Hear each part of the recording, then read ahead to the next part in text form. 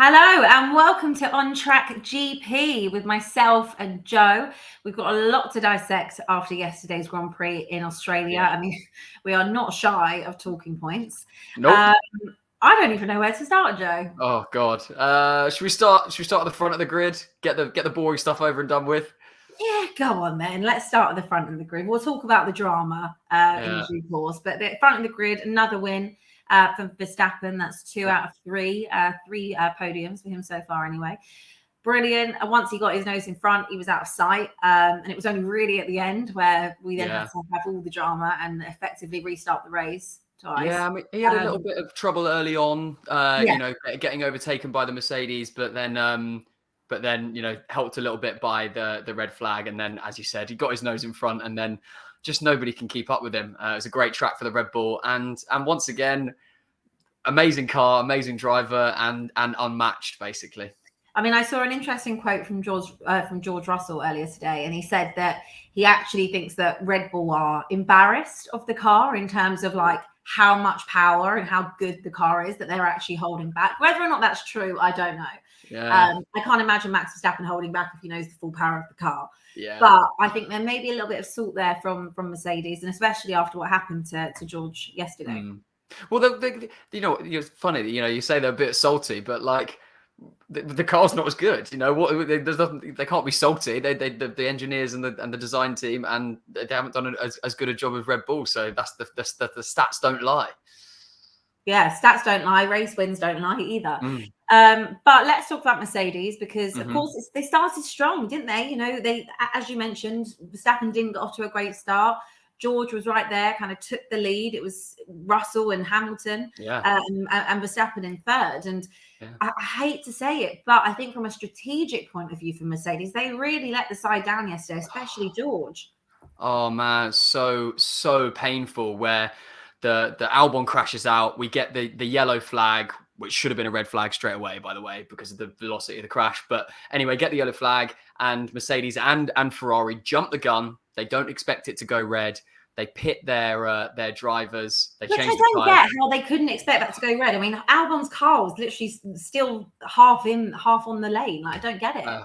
Correct. I mean, every fan in the world could see that was going to be a red flag straight away, and the Ferrari Mercedes strategists didn't. So, they pitted too quickly. They changed the tires. They lose the track position, and then the race goes red, and everyone gets to change their tires anyway. And it was just absolutely really felt for George. He got himself into the top. He was first. And he goes to seventh. I genuinely think that could have been such an interesting race in terms of Mercedes and Red Bull, neck and neck, because George was in front and Hamilton was also blocking and defending Verstappen. That could have been so interesting. And, maybe if their strategy would have been better, who knows?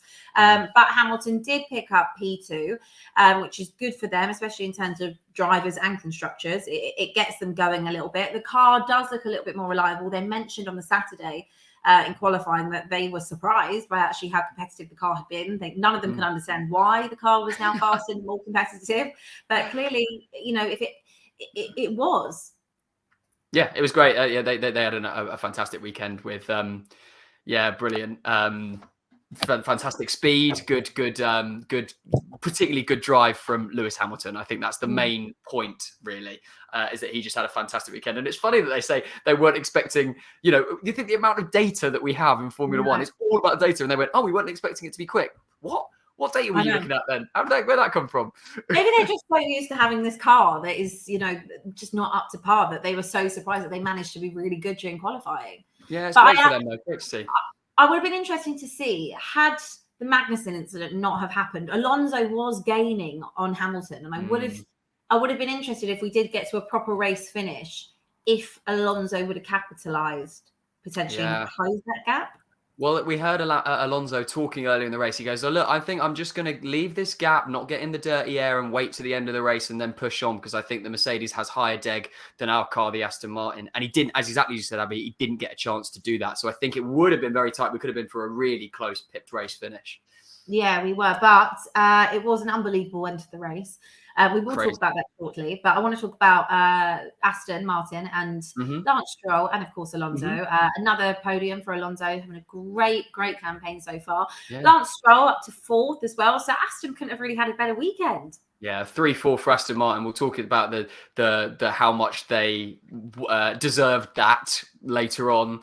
But 3-4 again, 3 podiums in a row from Fernando Alonso. I mean, we knew he was going to be quick at the start of the season. We weren't expecting to be 3 podiums in a row quick. But they've built a brilliant car. Yeah, they have. I mean, they followed the statistics. Oh, the Red Bull's quick. Let's make it like that.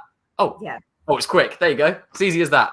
I mean, there has been some of those digs, hasn't it, from like Christian Horner and whatever, saying that it's essentially a third Red Bull on the grid. But, Aston won't really care as long as they're, competitive and they're doing really, really well. I'm so impressed with them. And even Lance Stroll taking 4th. We will talk about how it happened. But I want to just kind of segue into that a little bit.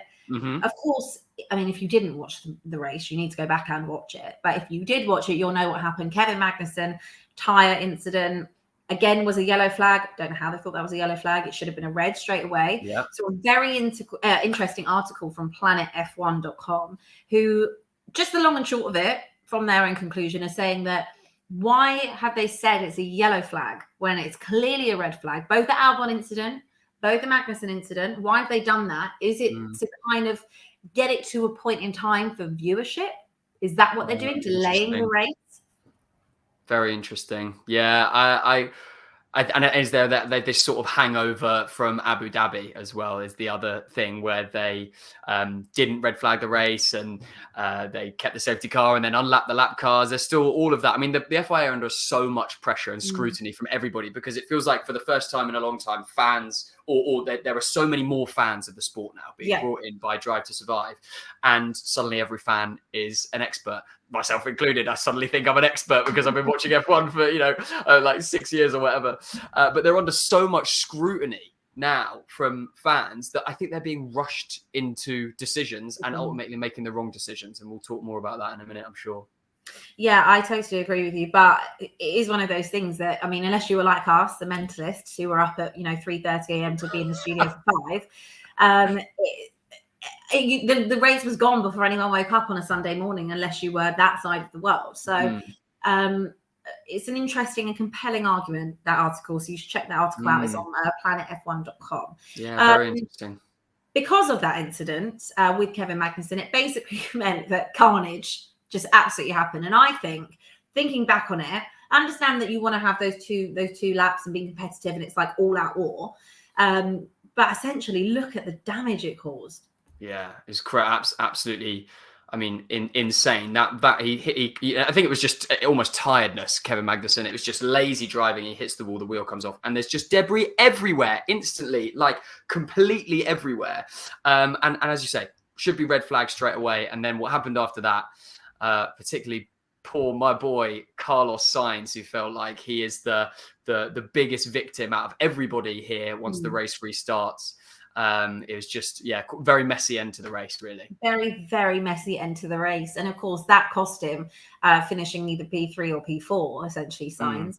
And he got that hefty penalty, 5-second penalty, which I also feel was way too harsh. Yeah.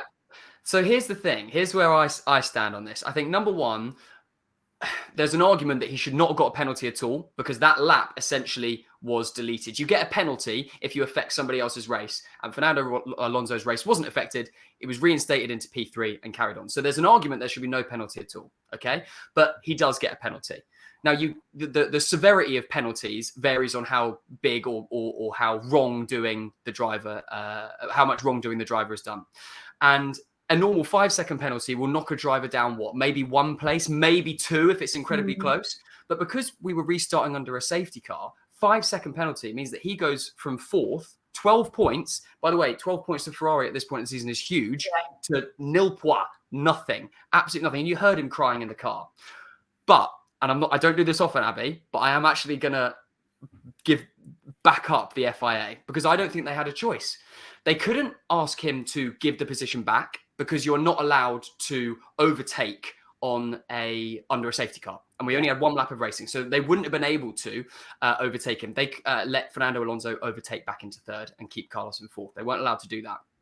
They couldn't ask him to drop a grid place at the end of the race because the race hadn't finished. So the only penalty that they could have given Carlos Sainz was a 5-second penalty.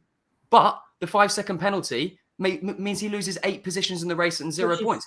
So unfair. So unfair. And the FIA had essentially, they had their hands tied. That's the only decision that they could make, was to give him a 5-second penalty. So the problem here is the rules. The rules are fundamentally wrong in that situation. And that's what needs to be looked at. Not necessarily the decision making of the FIA, but the rule book is wrong. Fundamentally wrong. Okay, I love that. I mean, you're impassioned about it, and I get it, because I think it was completely unfair as well. And I just really felt for him, especially with what's been going on with Ferrari lately. You know, Charles Leclerc, I mean, turn 1, he was out and the day was over for him. So it's top of a really poor weekend, didn't it, for Ferrari? And it didn't have to be for Carlos Sainz. Yeah, I think this is the lowest amount of points that Ferrari have had after race 3 in years, 10 years, longer than I can remember. Bearing in mind that after race 3 last year, they had 104 points, I think. And they're around about 20 now. And oh God, it's really genuinely heartbreaking. It's heartbreaking. Well, do you know what? We've got a long way to go. We've got a nice few weeks break now until Baku. Yep. There's going to be upgrades coming in Baku. So I'm interested to see who's getting the upgrades, what the cars are going to look like, what we're going to see that's different when we go racing. But McLaren, they are one that's also apparently going to be getting some type of an upgrade. They ended up having a fairly decent weekend, and I think that's kind of what they needed, especially for Lando. Yeah, I mean, they managed to, fair play, both drivers managed to avoid the carnage that was going on a track and solidify higher positions and score good points. And my God, did they need those points? Because McLaren have been under fire more than any other team, I think, this season.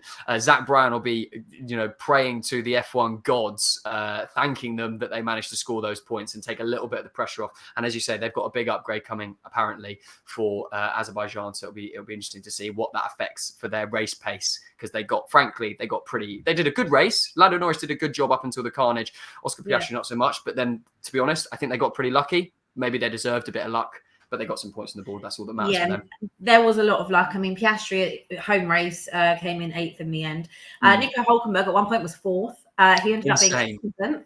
And I, as far as I've read, I think Haas are trying to get an investigation going over something to do with yesterday's race. But they would be really happy to get in the points in terms of a P7 for Hülkenberg. Yeah. That's brilliant.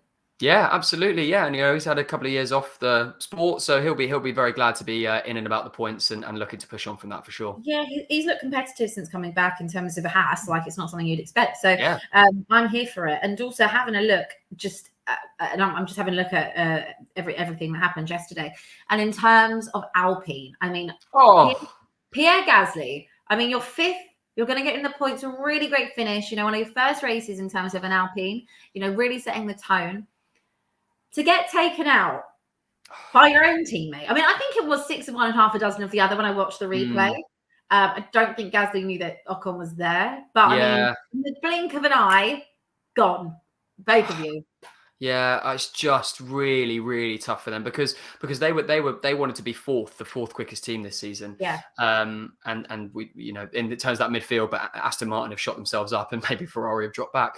But yeah, Alpine, man, oh my God, they would have scored so many points. It would have been such a lovely weekend for them. And is this now going to be the beginning of the French Revolution, the French drivers against each other, fighting the Civil War?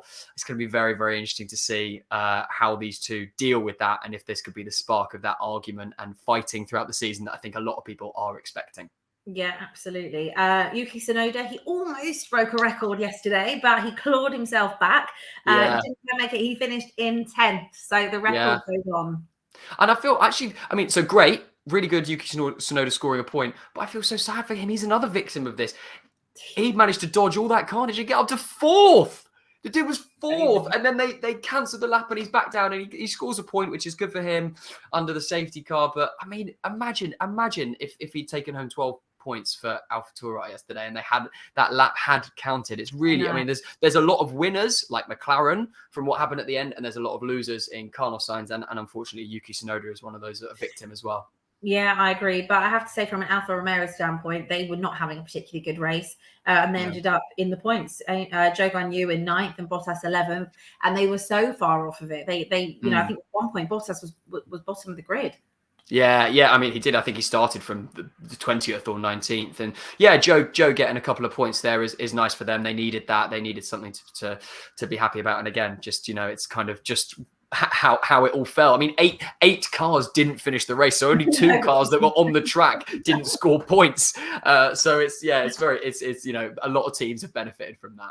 Yeah, absolutely. Before we wrap up, Checo, Sergio Perez. I mean, he got driver of the day. You were a bit confused why I got driver of the day.